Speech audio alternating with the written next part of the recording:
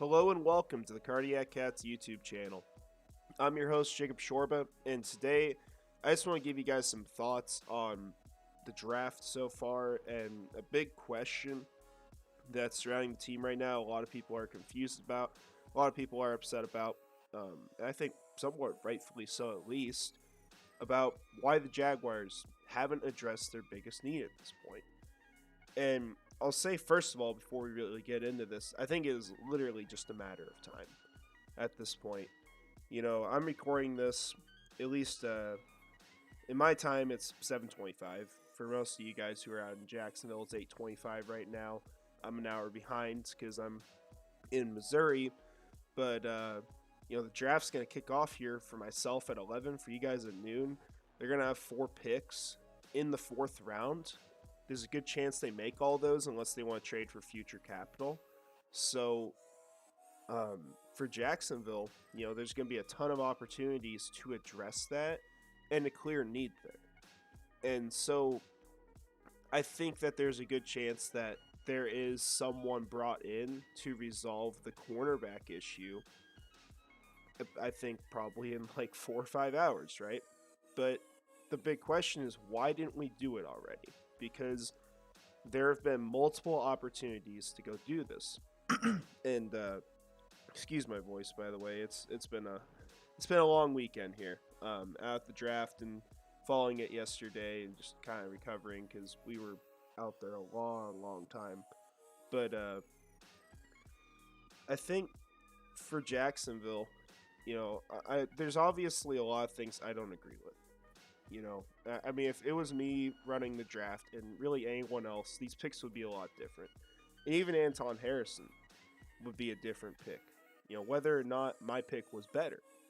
Like, if it was me, I would have just taken Brian Branch at 24. Now, would that have been the best situation? Nah, not really, because he went at 45, Like, I would have probably just traded up in the 2nd round if I was going to do the best thing. But they picked Anton Harrison. It was a good move. But after that, we got questionable moves on day 2. Because you looked at the board at 56. And as much as guard wasn't the biggest need on the team, you had O'Cyrus Torrence just sitting there staring you in the face. A guy that they talked to. A guy that seemed like a pretty good fit here.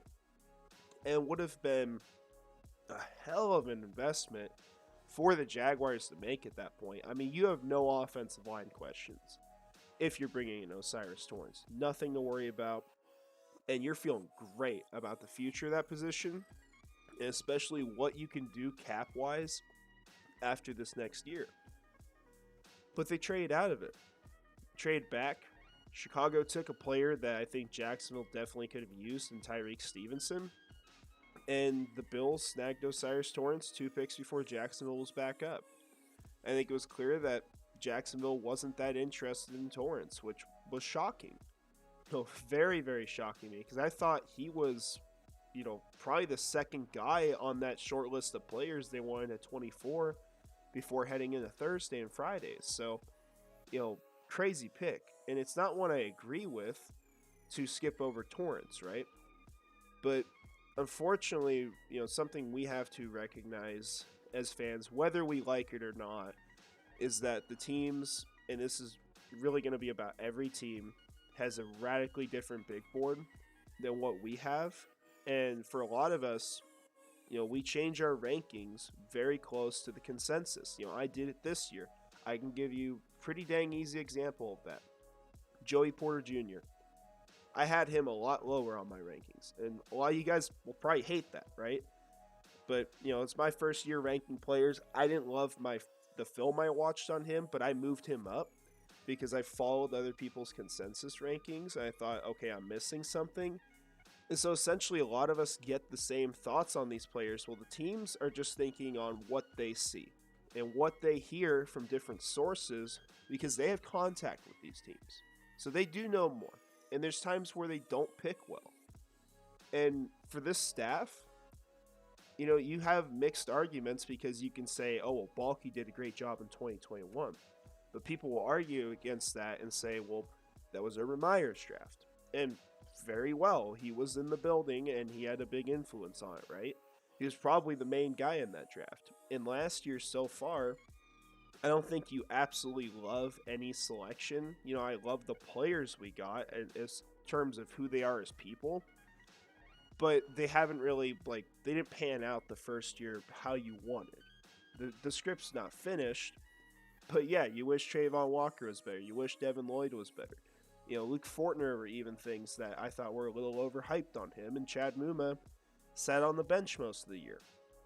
So you got mixed arguments, and mostly against what the team's done.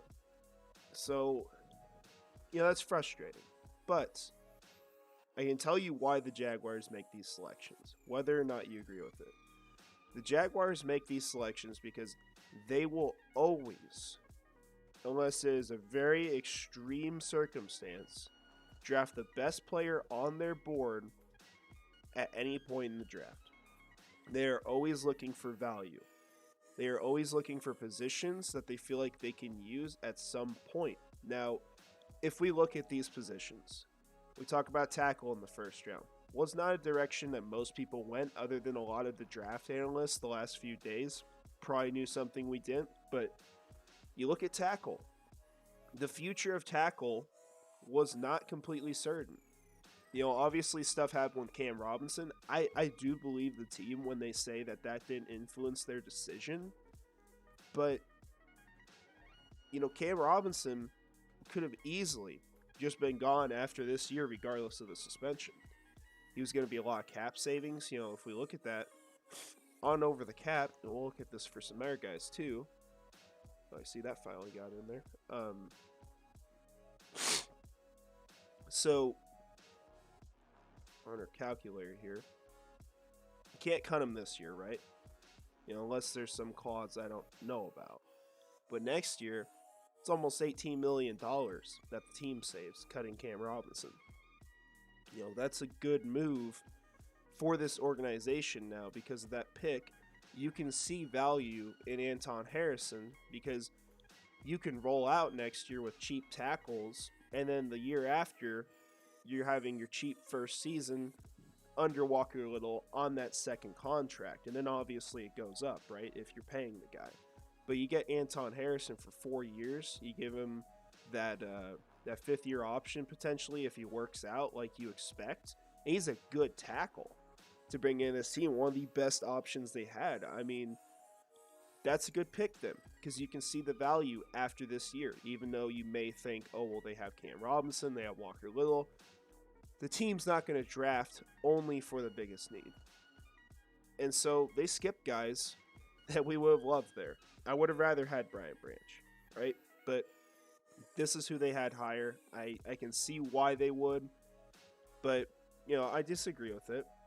But there's the thoughts behind it. The second pick, Brennan Strange. This was not a guy that any of us had around this point. There were a few people in the NFL that saw him high. There were coaches apparently around the league who liked Jacksonville's pick of Brennan Strange. I think it's very possible when you see picks like this that other teams were looking at getting this guy shortly after. There's a reason why Jacksonville probably didn't trade back more than to 61. And if there's a coach I'm going to trust as well with drafting tight ends, I'm going to feel good about Doug Peterson. I don't really hate his resume as a drafter at that position. They have gone after really good players before, like Dallas Goedert. And you watch the way Brennan Strange plays, you can see the potential there, and you can see how he fits into this team. And I think now you have a really strong tight end room. You look at the position they addressed, it's much of the same thing, where, we just look at 2023, Evan Ingram's got the franchise tag, right? And you expect him to be around long term, but nothing's done yet. 2024, he's a free agent, and he has yet to sign the tag, I believe. So, things are fluid there. You don't have your backup, and they go get a guy that they trust to be their backup. So, does it feel like a reach to us? Yes. The consensus on him was a heck of a lot lower. It was around the 4th round. But this is one where, for myself, I'm going to trust Doug Peterson. I understand why people are upset about it. But to them, they see it as the highest position on their board, the most valuable one that they have in terms of how good the prospect is and the position, how much value it has. So they go make that selection. And then we talk about the 3rd pick here with Tank Bixby. Now with Bixby, he was not a guy I expected. And if you watched the stream last night, I was just confused and annoyed by the pick. But at the same time, we look at the cap situation. This is always going to be the situation with running backs, right? You can always get a guy that becomes an integral part of your offense and move on from your other guys, unless you're paying Ezekiel Elliott. The Travis Etienne, going on his 3rd year, right? He'll have a 5th-year option as well. We know he's going to stick around. But after that, as much as I like Dearness Johnson and the team bringing him in, and he's on a 1-year deal. Gosh, I can't even find him on here. I might have missed him. Oh, here he is. Okay. $50,000 guaranteed. It's not a whole lot, right? So, that's one of your guys. You're not worried about not being able to replace him. You can find a place for Tank Bixby. And the way the guy runs, he's a good running back. And he talked about it as well in his interview last night. He expected to go at the end of the 2nd or the early 3rd. So the Jaguars, assuming he's not just lying through his teeth, got a guy who shouldn't have been available there. It just wasn't at a position of immediate need. The team is drafting for players that aren't just a need this year, but are a need in the future as well, and can play a role this season. That's the way they look at it. And then if we find Jermichael Hasty, bit more of a dead money hit if you cut him. It'd be kind of pointless. You lose $300,000 for no reason. But the next year it's $150,000. These are still small numbers. You're probably keeping him around regardless. But with Jermichael Hasty, you're not afraid to replace the guy. And if you make a bad pick and a guy like Snoop Connor, which I don't think was a good pick, and there will surely be some of those this year, if not already having happened, like most of us believe, you can replace that guy. I think Tank Bixby is going to be a good running back on this team. I think he's a really good complement. I think he's a guy who fits what they need with a power back. And the name's just awesome, right? Not that that matters, but I love the name Tank Bixby.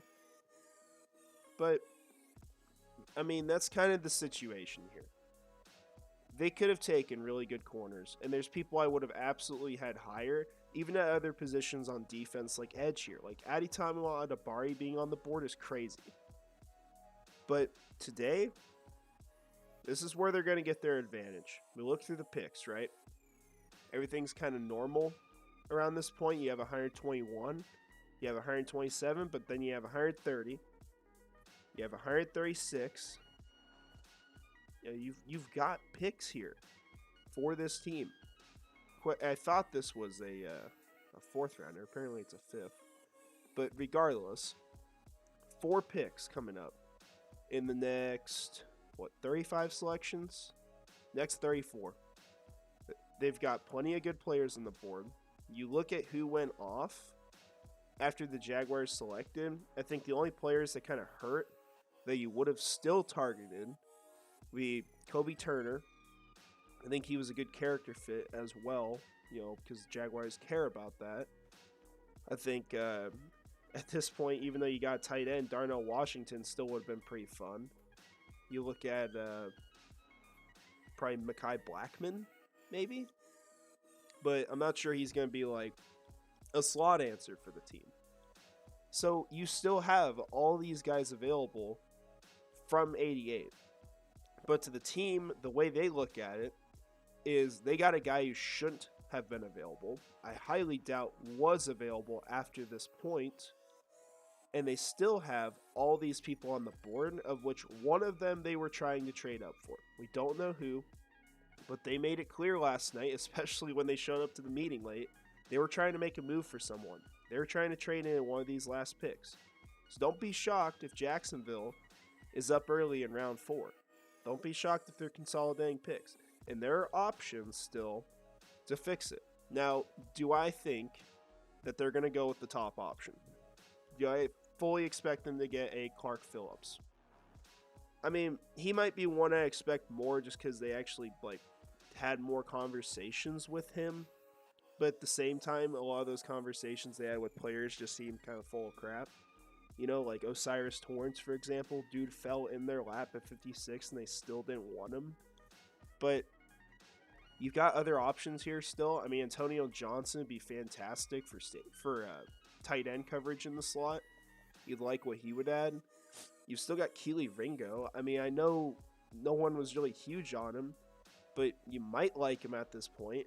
Now, for myself, would I take him? No, there'd be other prospects I'd go over him because Ringo just didn't feel like that great of a corner to me at the end of the season. And a lot of the time when guys take a drop like that so radically and to the NFL, I don't think they're going to work out. But, you know, you've even got Darius Rush and Corey Trice.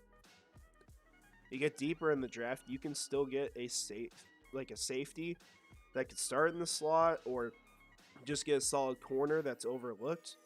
I don't see him on here. Okay, Keichel Clark would be another one. But Terrell Smith from Minnesota, another name that you got. There's a good chance they're going to get one of these guys, right? So I get it's frustrating. And every year we're going to look at this and think, well, why didn't they do this? Like, if I told you, say this, with all the picks we had, if the Jaguars picked Brian Branch at 27, or Joey Porter Jr., whoever you want, Osiris Torrance at 56, and then went after, say, Adetomiwa Adebawore at 88, everyone's excited, right? Those picks might not be better than what they got. We don't know. And I think they would be better, of course, right now, because I think they're better prospects. But most of the time, we don't really get the picks we want. It's so unlikely that happens. And for myself last year, like, I was really lucky as a fan because, you know, you might not like it now, but I liked Devin Lloyd in the draft. I wanted him. I wanted them to trade up for him, and they did it. That is an extremely rare thing. And the moment that happened, every pick from that point on was just some random guy I barely knew. It's usually how this goes. And sometimes those guys you barely know end up being good.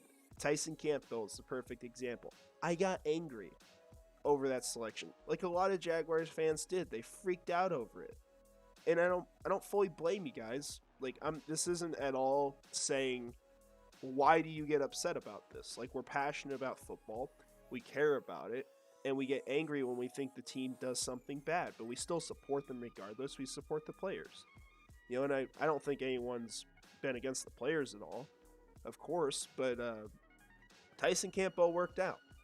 There's also been times where we've been right, like with Caleb Von Chase